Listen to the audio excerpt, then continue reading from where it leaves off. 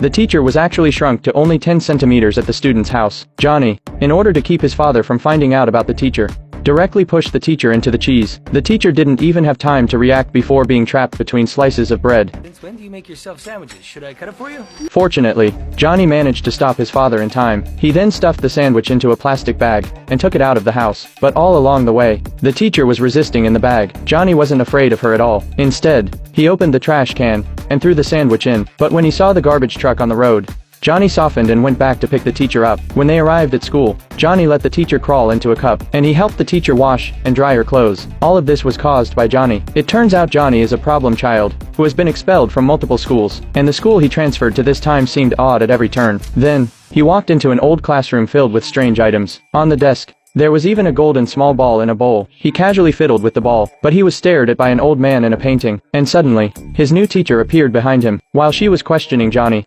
the ball in the bowl actually started moving and even emitted flames. After a flash of green light, the teacher in front of him vanished. But in fact, the teacher had only been shrunk to a 10 centimeters tall person. But the shrunken world was very dangerous. If not careful, she could be stepped on and hurt. So, the teacher crawled into a nearby backpack to avoid the danger. And so, she was brought back to Johnny's home. Once the teacher was sure she was safe, she crawled out of the backpack. But when she finally found the bathroom to pee, she found the toilet was so high that she couldn't climb up. So, a tree in the distance became her substitute. Finally, she could relieve herself freely, but unexpectedly, halfway through, the flower pot was taken away by someone else.